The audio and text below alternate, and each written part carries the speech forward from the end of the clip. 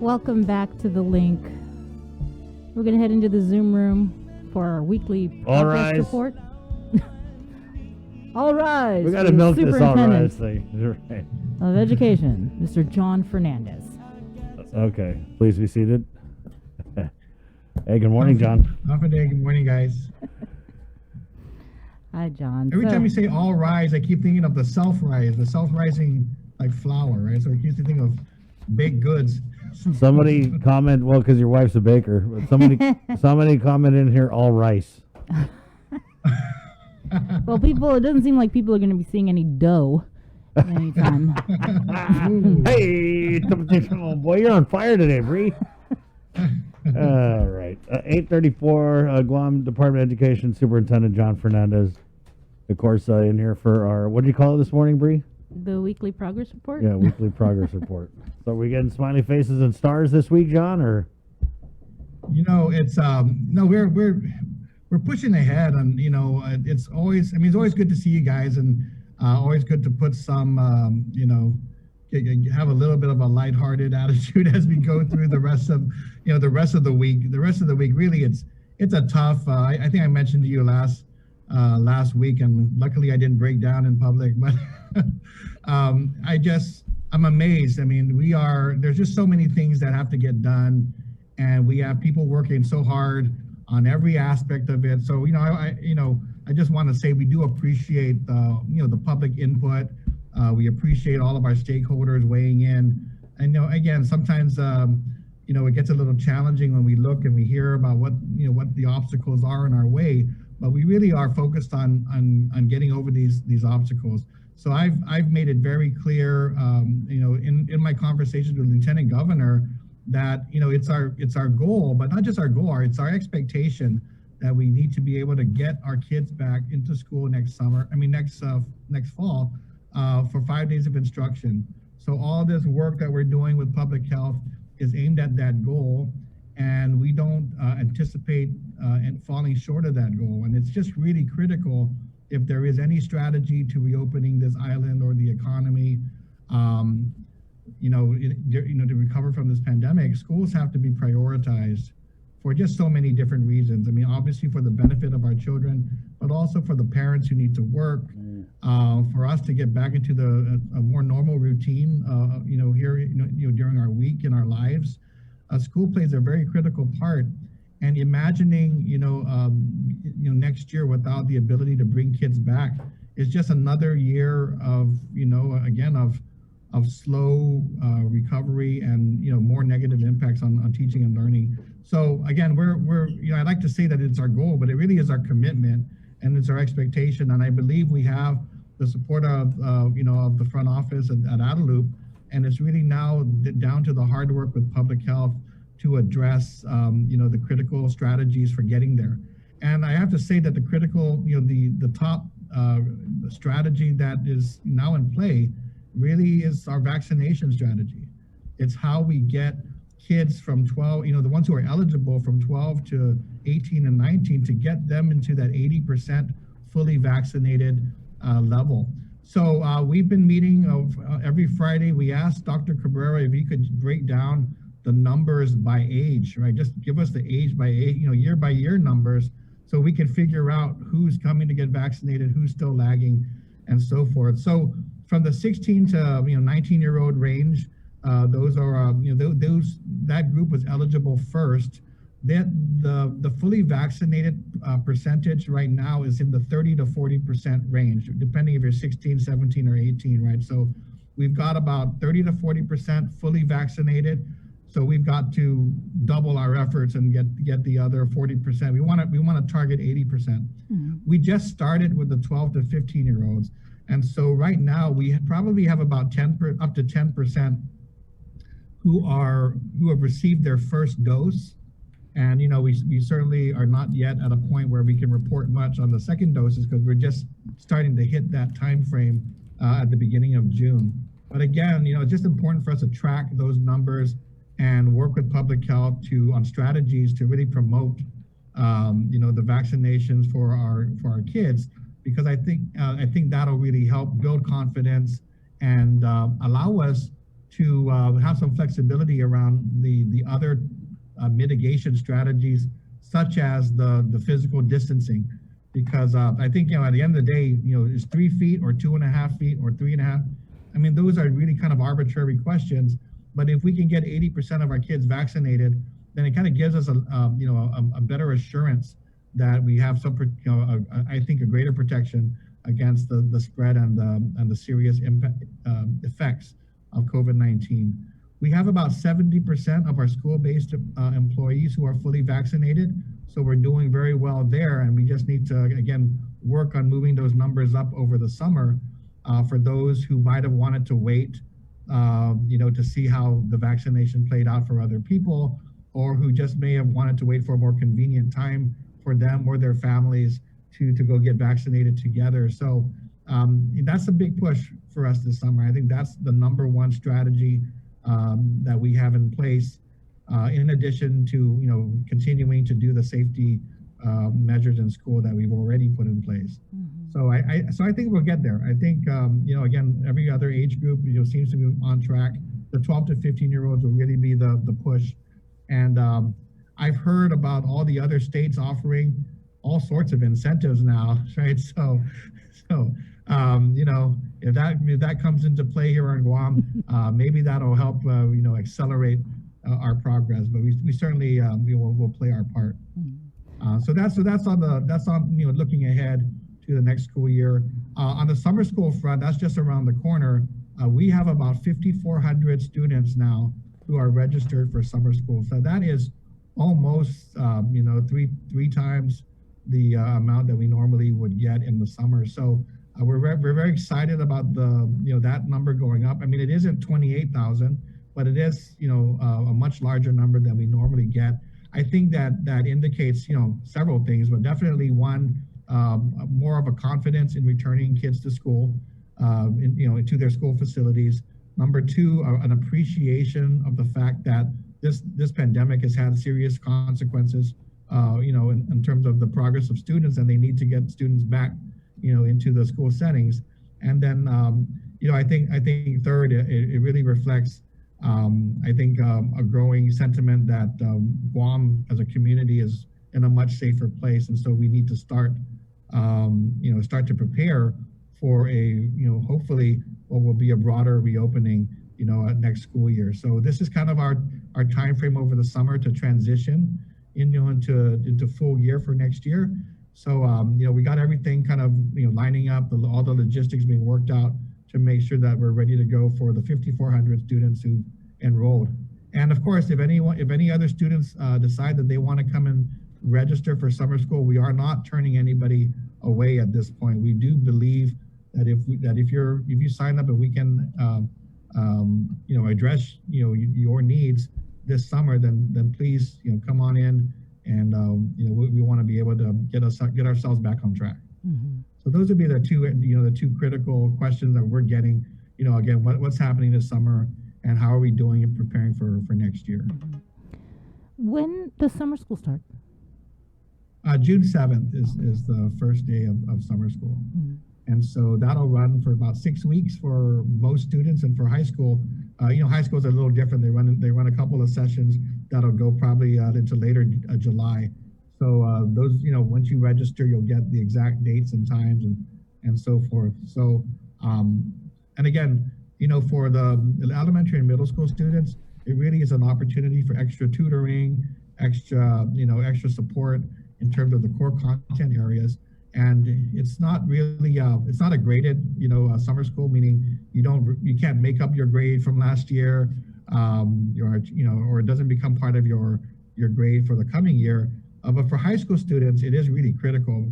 So we're allowing, normally we allow up to 1 credit for students over the summer. We're now allowing us high school students to earn up to 2 credits, for over the summer, which will help any student who might have fallen back over the last year and a half, regain those 2 credits. And for some of them, it's critical for them to just complete their ability to graduate, this summer. So, normally in our graduation, with our high school years, your senior year, you graduate in June. but there is always a summer class of those who might just need that half credit, 1 credit to finish, and they get counted as part of that class. But they graduate in a special ceremony over the summer. So we are looking forward to, to addressing those students. A lot of the parents who said, hey, they've fallen behind, and will it impact their ability to graduate? Well, for some of them who might have fallen behind slightly or are just, close but not quite there, this is the opportunity to go in and earn those additional credits and finish up. So we look forward to that. I think we have about, I think we have about maybe 1,600 high school students out of that. We have about 1,600 high school students. I think about 2,900 elementary students, and then the rest, are in middle school. So it's a good group. That have fallen behind, or? Well, that are registered for summer school. So the 1,600, the 1,600 high schoolers are those who are looking to, just regain those couple of credits. Not all of them are, scheduled to graduate, but, a portion of them usually are just trying to finalize, if they're further behind, they, some of them will say, let's just come next year and, get it done next year. But if they're, if they're really close, if they're 2 credits, within 2 credits of graduation, this is the perfect way for them to just complete and, get done, get your diploma, and then move forward, with what your next plans are. We did have one question here. The plan is to have 5 days of classes for face-to-face. Would this be the same for online classes? Right. So we still maintain an online option. So, just because we were still in the planning mode and weren't sure about 100% of our students back in class. So at this point, about 85% of our students are returning face-to-face, and the rest are registered for online. And for both online and face-to-face instruction, we are planning for 5 days of instruction. I did want to follow up on the ARPA spending plan. I remember you had mentioned, initially you guys were hoping to get the spending plan done by last week Friday, but you needed a couple more days. And so I'm just checking on the progress on that. Yeah, I'm reviewing what we hope will be a final draft. And, again, we have until I think the end of July roughly to complete our plan, but we're trying to get it done earlier. And so, in my review, we're close to being done. There's a couple of questions we still need to have answered to really put it to bed. But the vast majority of these funds will be dedicated towards sustaining, a safe environment for our students. And so you'll see when we are final, and hopefully that'll be hopefully by the end of this week, we can share that because we're heading into budget discussions next week.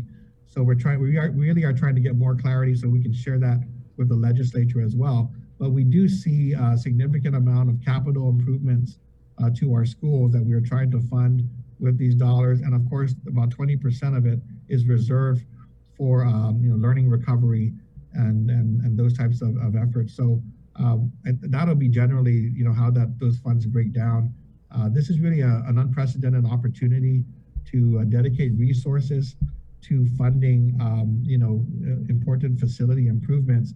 And we actually have at the same time we actually have our federal partners here on island doing an assessment of our schools and updating our facility assessments. So this will go really hand in hand by the time we're done, having these resources available and having a U.S. Army Corps of Engineers report showing us and prioritizing issues that need to be addressed from school to school across the island. So that's really I think that's gonna come together really well. What our challenge is right now is kind of sorting through the overall local and federal puzzle. And so we are heading into our budget hearing next week. I think June 1st will be up in the afternoon. And, this will be a different type of presentation, I think, because of the COVID-19 situation and all the federal funding coming in and how that impacts our local needs. So we do plan to share with the legislature how the federal funds have been able to address some of those needs that we had put into our budget request. So for instance, on the capital improvement side, we anticipate the ability to remove most, if not all, of the capital improvement requests that were in our budget. When it comes to technology and when it comes to instructional materials and supplies, we also believe a significant amount of those items can be moved out of the local budget. So I think on the one of the tasks that we want to complete is to be able to share with our policymakers that information about what we're able to use these federal funds for and how that will impact our needs on the local side. I think the second issue that we are still trying to finalize, it's a little bit more complicated every time you get a little bit further, but it is this requirement to have a maintenance of effort, on the local side with regard to our budget. And that maintenance of effort means that the government of Guam is expected to provide at least a minimum level of funding for education in order to access, the federal dollars. So we're going through those calculations and trying to, give a clear picture to the legislature by next week as to what that maintenance of effort is. And it's not straightforward. I mean, for the first, CARES Act, there was one formula. And then for the subsequent, ESF2 and the American Rescue Plan, there was a different, formula. And then they have to be kind of put together side by side to determine, what the obligation is from the local government. So that's something we're working through. I think we're close. We had a couple of questions that we needed to also answer on that front to be, to at least be able to confidently put, our best estimate forward for, Senator San Augustine on the Appropriations Committee and all the members there. So again, we have a lot of work cut out over the next week to sort those numbers out. And then on June 1st, we'll be able to give a presentation about where we are in that effort. Mm-hmm. You mentioned the vaccinations that are underway for the 12 to the 15 and the 16 to 19. We just heard earlier this week about how trials are being done for children's 6 months and older, and the possibility that the vaccine may be offered in the fall to the, Right. Are you guys also looking at that and possibly preparing? Well, we're aware of that, and I think our position is when the approvals come through for school-age children, that our part would be to educate our families about the availability of those vaccines and to assist with making those vaccines available at that stage. So of course we take our lead from public health and from CDC, whom we work with on a regular weekly basis. But yes, we'll be prepared to play our part in that when that time comes. So we are aware of that possibility that below 12-year-old age group will be eligible for vaccines later this year. So we'll see how that goes. Mm-hmm. And again, we're still learning as we go. As with regard to the eligible students, we've run some school-based clinics, and we're looking at how those are working. So some of our school-based clinics, we see good turnout, but they're not most of them are non-students. We've seen that happen in some of our clinics. And then in our clinic this week that we had at JFK, we had a good turnout of students. So, we're looking at the school-based vaccination strategy, and public health has been helping us with that. So if we want to be able to have those community-based, vaccination clinics and do it at school, I think they've been very supportive. We just want to make sure those are effective. The other option we're looking at is that over the summer, we typically do an immunization drive for all the required immunizations that we typically have in order for kids to come back to school. And that usually gets a good turnout. I don't know if you're familiar with it, but it usually happens like in the mall, yeah. And we have all the nurses there and the families come in. So I don't know exactly, what the adjustments will need to be, because I'm sure that they won't be able to congregate in the same way. But we are thinking of how we can link the vaccination drive to the immunization drive as well, so we can make it again easier for those families who are there to get their immunizations to also know that the vaccination is available and can be administered, at that time. So, we're thinking about strategies over the summer to try to again get those numbers up, and we'll continue to do that with public health. John, we have another question that, being that 12 to 15-year-old children are now able to be vaccinated, will DOE be considering parents to change their child's registration from online to face-to-face? And this individual is asking because registration closed for next school year before vaccinations were allowed for 12 to 15-year-olds. So we've been pretty flexible about students moving, to face at this particular point in time, knowing that, the vaccination drive is underway, and we encourage, and want our students to be able to come in.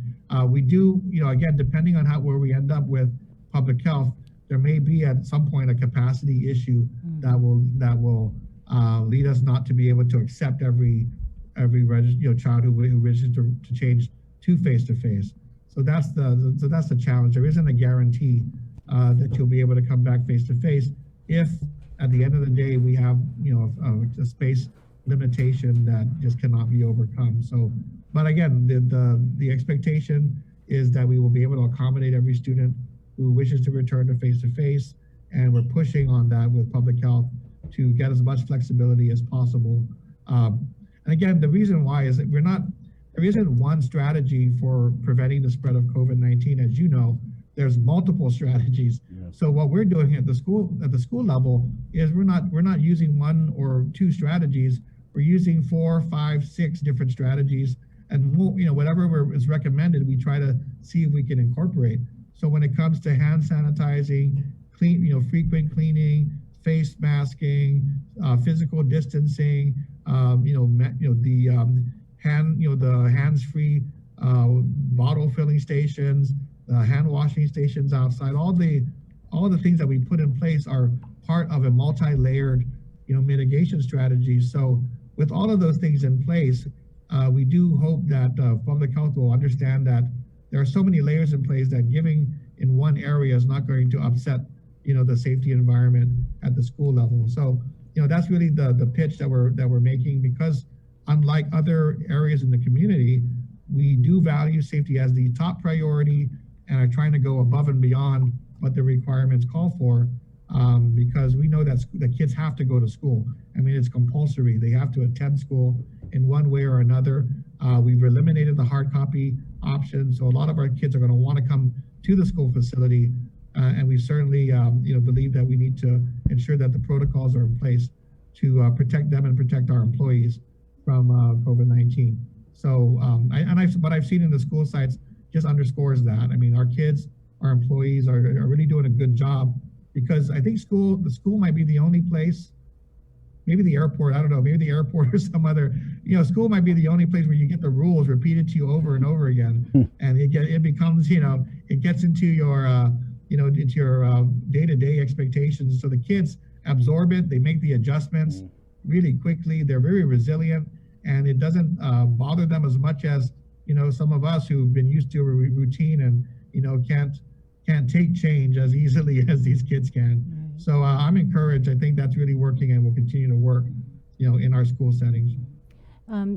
Before we let you go, I did want to ask you though, we have been seeing in the Joint Information Center reports, last Friday. And so, again, there are issues in the community and people who have opinions about nursing and the nursing support that's going on. And I just had an opportunity to talk to Dr. Nguyen at AMC to ensure that we were continuing to partner, and they wanted us to continue to assist them at their clinics, because our nurses work primarily with public health, and they volunteer to support other non-public health vaccination outreaches. And so I think in this case, they weren't certain whether they were welcome at that particular site and needed at that particular site. So that was a bit of confusion. I saw some WhatsApp messages going around that were completely wrong. I saw them, there was some story about nurses walking out, abandoning their posts. And I had to clarify that with AMC that was not the case. First of all, they don't abandon a volunteer effort. This is not part of their duties and responsibilities, but we have been working very closely with GRMC and AMC to support them. And we wanted to make sure that if there's any communication issues, it should come from Dr. Nguyen to me and vice versa. And we were, it was easy to resolve that misunderstanding. So, we're fully aiming to move ahead and make sure that we're in better communication going forward. Right on. And also just real quickly, because there was an announcement that came out just a couple days ago about TFAP, emergency food distribution, and Right. now there's going to be this new. Consolidation. Right. So, I mean, I'll have to catch up on, that, but you know, our TFAP. Miss a our lake, TFAP miss a group lot. has really- Yeah, no, there's a ton going on. Yeah, yeah. Our TFAP group has been really fantastic with the mayors as well. So, you know, with all of that, they've really been, you know, I told them, if you don't hear from me, it's because you're doing a good job. And so, you know, that's really what's happening with TFAP. They continue to you know, continue to try to push food out into the community. I'll check in with them to see, you know, what changes we can expect, especially from the supply of food that's coming in from the feds. But really, what's happened over the past with the mayors really was working. So, you know, it used to be I was on the phone all the time trying to figure out traffic and you know who's gonna you know, how do we address these lines.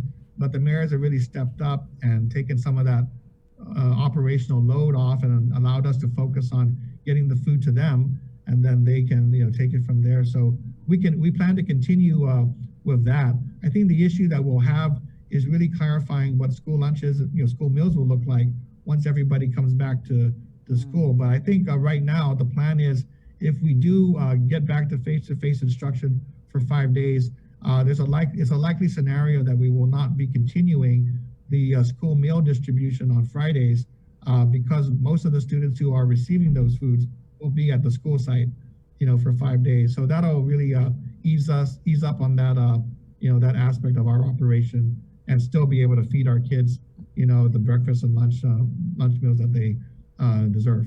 Thank you, John. Thanks, John. All right, appreciate it. Thank you Always, so much. always, right on.